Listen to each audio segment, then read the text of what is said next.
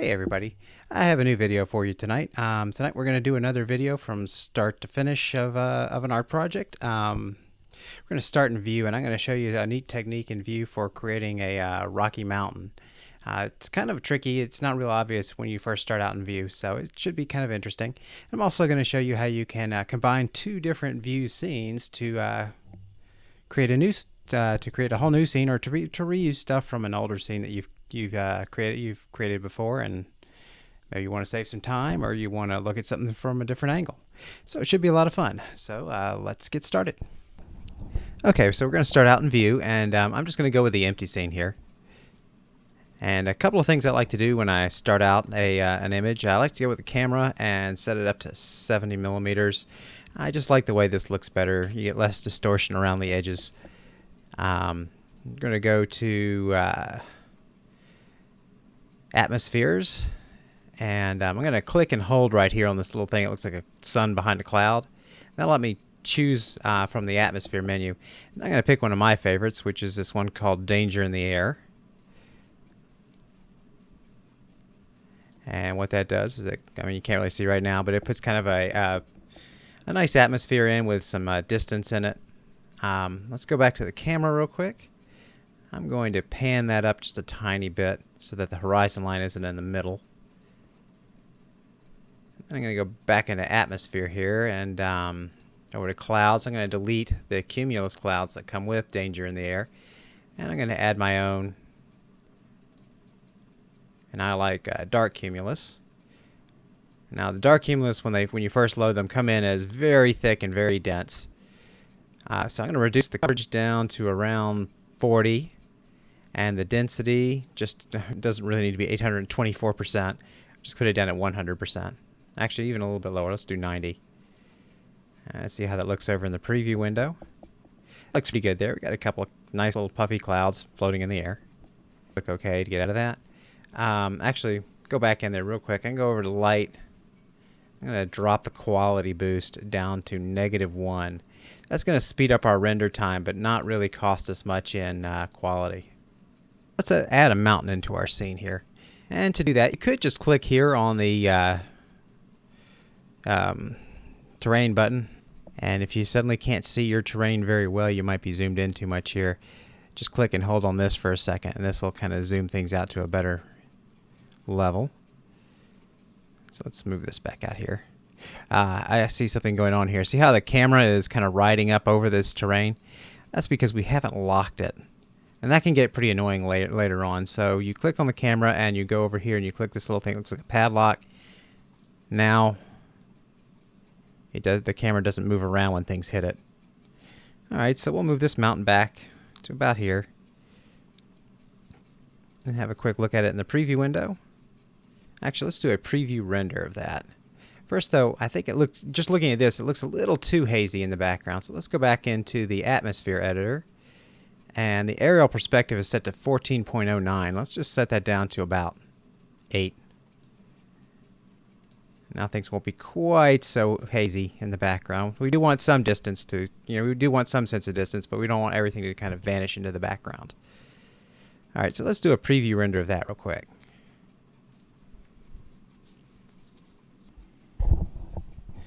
Okay, the render's still going here. It's taking an awfully long time, and it's because of these clouds. Clouds really do add a lot to render time. So I'm going to kill the render. And I can see here that I don't really like this mountain. It's okay, but I want something that looks more like a rocky mountain. And to do that, you use a different kind of terrain. We'll use for that a procedural terrain. And to get to the procedural terrains, you click and hold the terrain button here, and you get a couple of other options. And we're going to take the one here in the middle. And we'll move it back to about the same spot.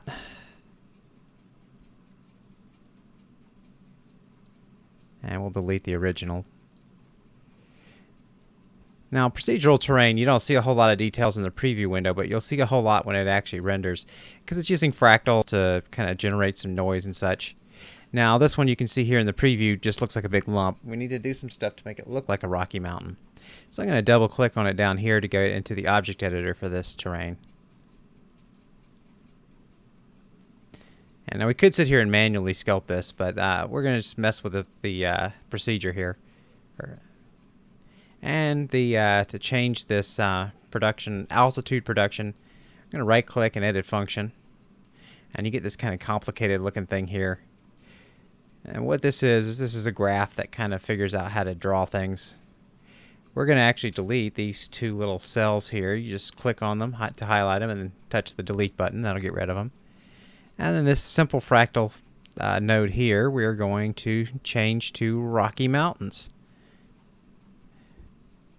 So if we go and click on this now, this should look quite a bit different. Unfortunately, it doesn't look like anything because there's a few more settings we got to do. So under gain, we're going to set this all the way up to 10. And for largest feature, we'll set this down around 4 or 5-ish, high 4s.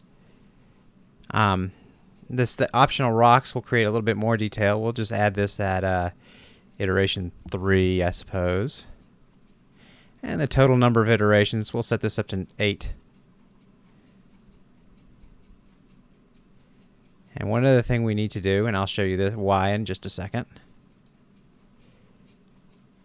If I go click on this now, it looks like a big crater. And that has to do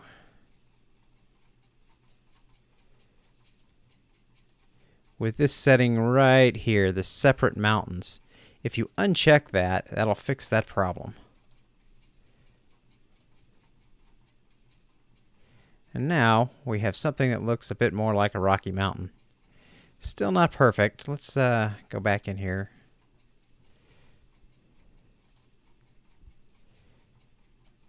Let's see, number of iterations 8. I think we have it too rocky. We had rocks at iteration 3. Let's set that down to 2. Let's see how that looks. That looks a bit better.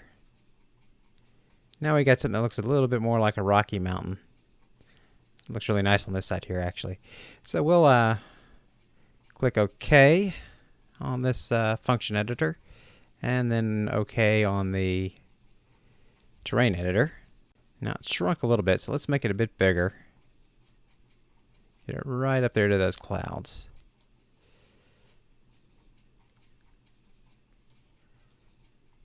Let's maybe move it a bit closer to the camera because I want it to kind of dominate this picture a bit. All right, so we're going to turn the clouds off so our preview renders will go pretty quickly. And we'll give this a quick preview render to see how it looks. All right, and that looks pretty good there. I mean, it's a little bit noisy down here, but we're going to cover that up with some hills closer to the foreground. Let's give this mountain a texture now. So I'm going to go up to the texture editor here. And I'll leave the default one, these rocks, and I'm going to turn this into a mixed material. And that immediately kind of divides it up into these two materials. This is our original gray, and this is the material yet to be defined. So I'm going to right click on it, and we're going to load a layer, and we're just going to pick the snow. Now we're going to go back up to the mix here. We're going to change the style of mixing to cover because we want material 2 to cover material 1 as the snow will cover the mountain.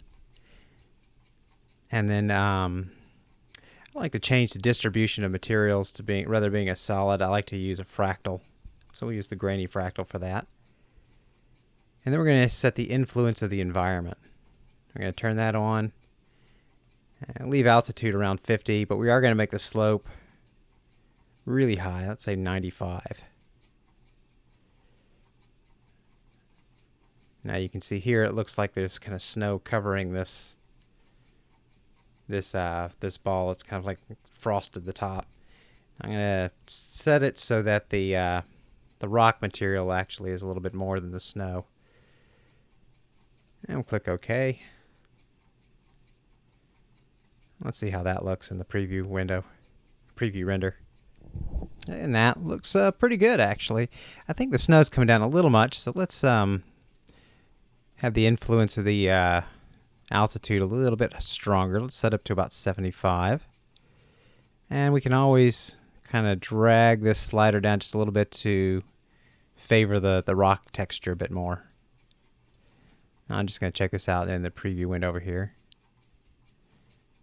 Looks like we still need a bit more. Let's just move this slider down to around 25.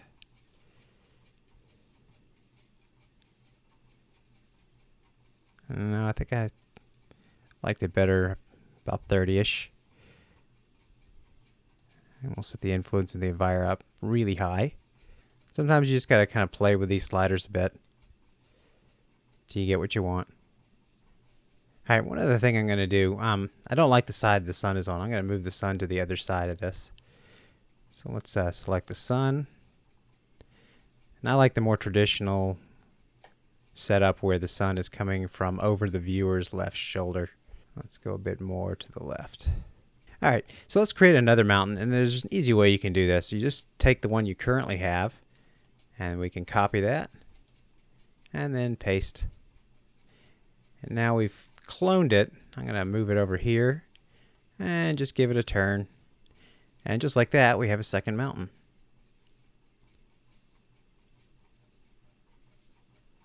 You might try moving it around to somewhere you like a little bit more. And you can always change the shape of it too, so we can maybe make this one a bit wider.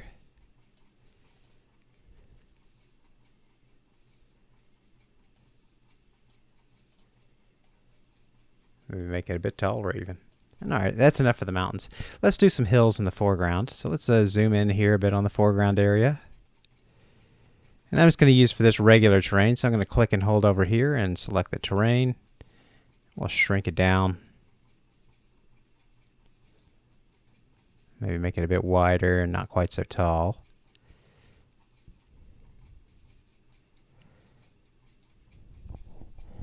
And then I'm just going to hold down the, I'll do the copy and paste to duplicate that. And we'll just move this over here and maybe a little closer to the camera. And maybe we'll create a couple more.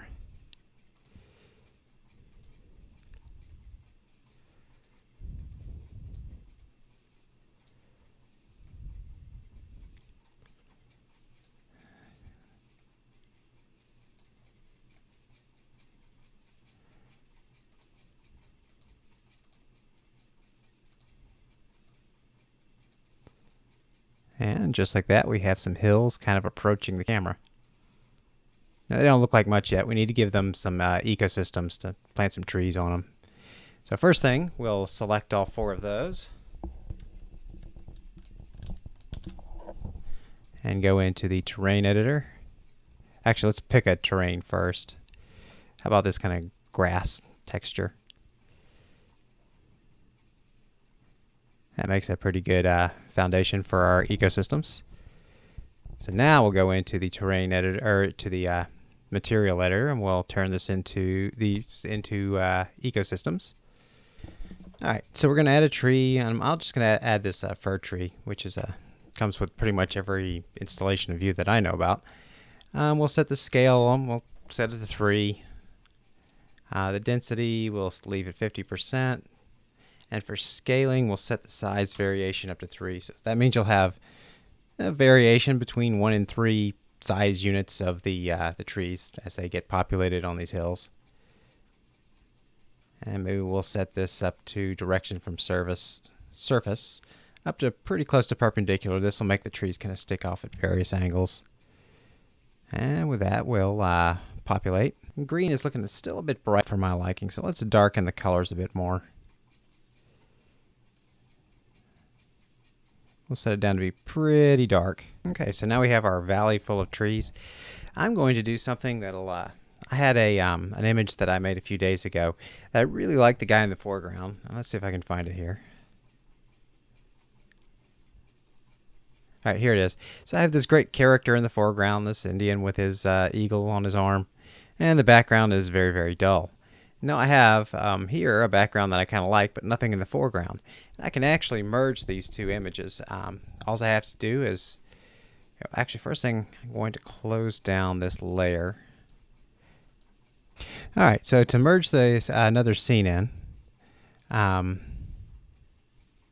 we're going to go to File and Merge. We're going to find that other scene. Now I think I have it right here.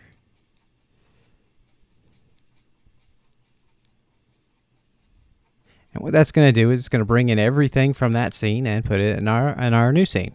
Now it's going to create some redundant stuff. So we do have, for instance, you see the layer 1 that we originally created here has a sunlight, and we also have one in this layer 1. And we have a couple other lights that I had used to illuminate this guy and a background terrain. I'm just going to delete this whole layer here. And now I'm left with just our guy on the rocks. And let's move him to a better position. So we'll go back to the 4 view. Let's make him a bit smaller. And we can put him pretty close to the camera now.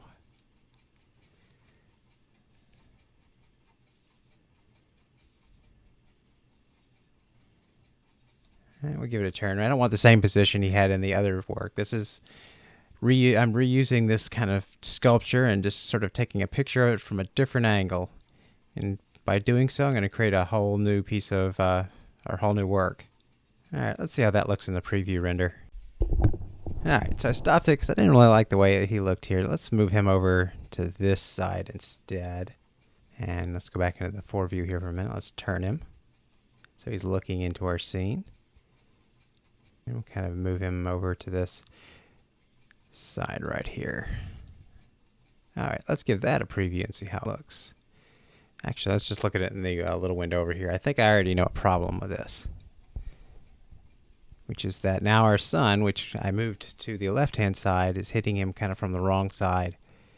So let's move that sun back. I think I want to move him down a bit too. I see the wing of the bird intersecting with the curve of the mountain, and I don't like that. Maybe we can even move the mountain up a bit.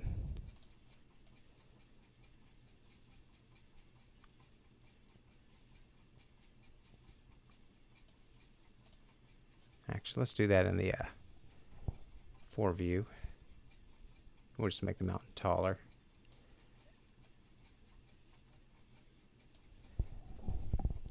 Alright, so we're going to move that sunlight, so we'll pick the sun here and move it back to the right-hand side.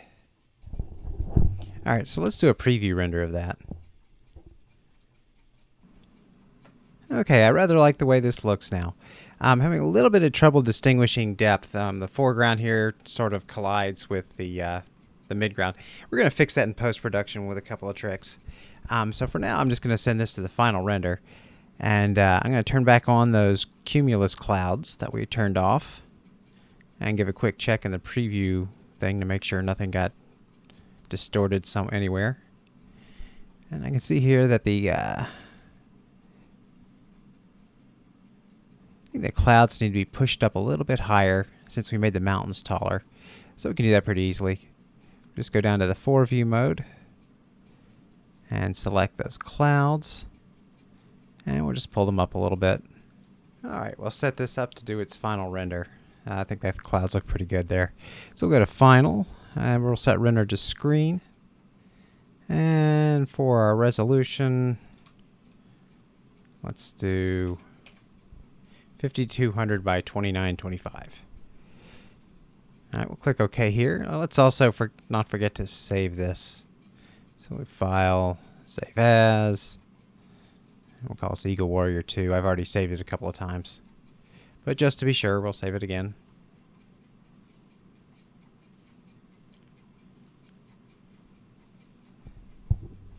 And we'll set the render off.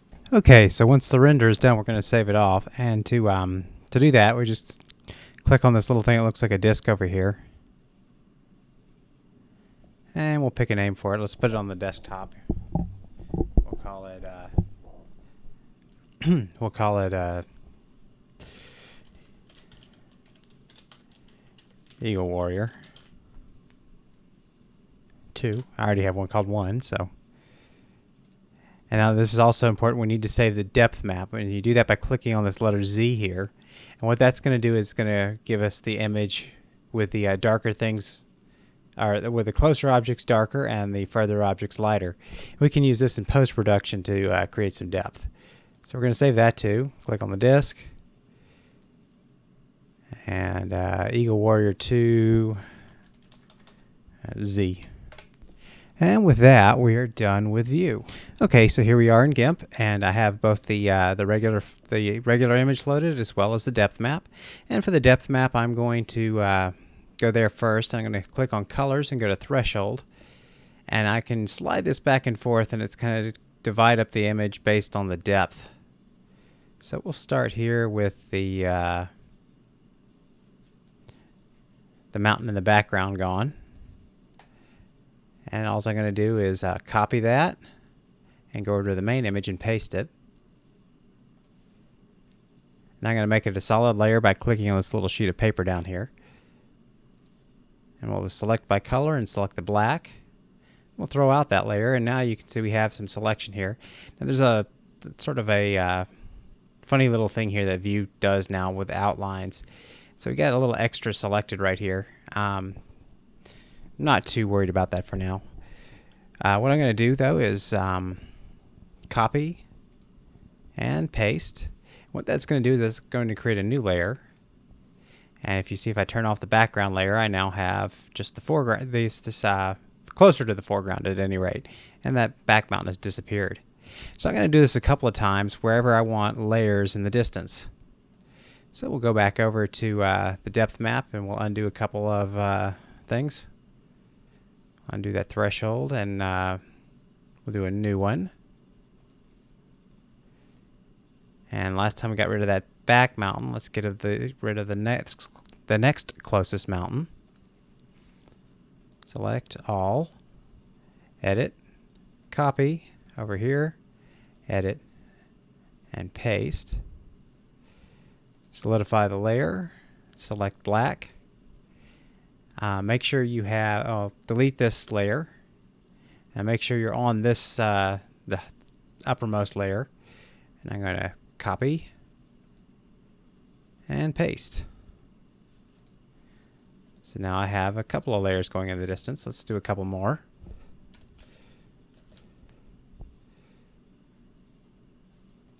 So we're going to colors, threshold, and sometimes you just kind of have to figure out where some of these layers might be. Let's do right there.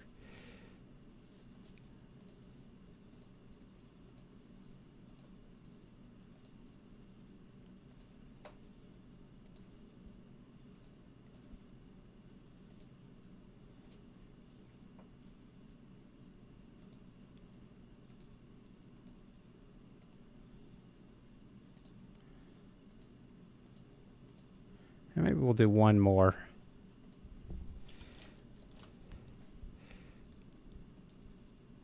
Colors, threshold, and we'll get that foreground really separated right there. Select all, edit, copy, paste, and we'll select the dark color.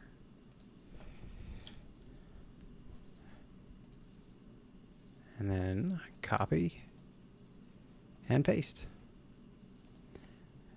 So now we've got a pretty good selection of layers here. I'm just going to put some separation in all these layers, and it's a pretty easy thing to do. I'm going to create a new transparent layer and put it between the two backmost layers. And I'm going to go to airbrush, and we'll select a smoke brush. Now I'll give you a link to smoke brushes. They don't come with GIMP. You need to download them from someplace, but I got these for free, and I'll share that link in the show notes of where you can get them. So let's set the size of that up pretty big. That's good enough right there.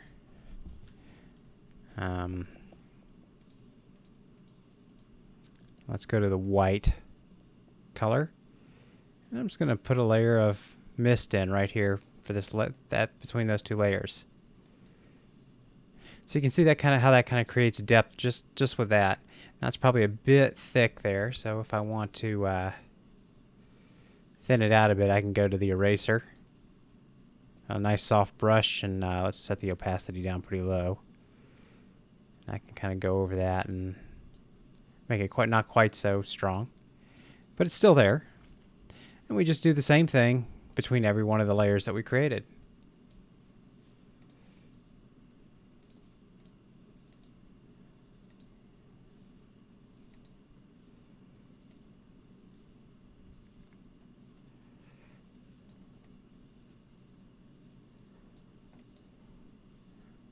Let's do another one here.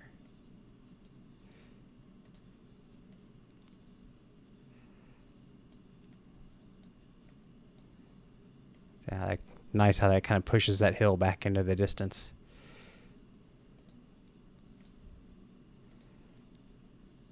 And for this last one, I'm going to make the brush a tiny bit bigger.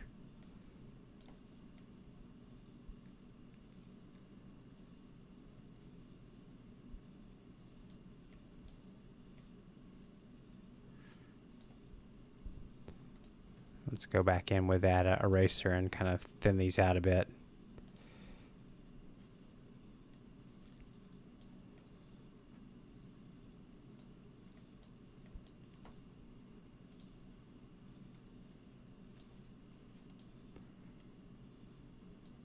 And just like that, we've created a lot of depth in the scene. So now if I were to turn these off, it kind of looks pretty, it seems to look a lot flatter.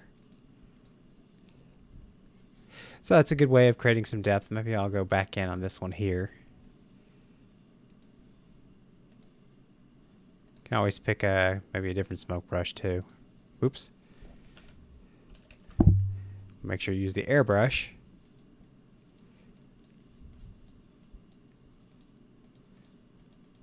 And just tap a few clouds in right down there. Alright, and with that, I think we'll flatten this image out. So we just go to layer menu, and flatten the image. And we'll go in and we'll balance the color out just a little bit, just to make sure. Go to levels. And you get the histogram, and you'll see that we don't have a lot in the light value, so we'll just pull this down here. Pull the dark up a little bit.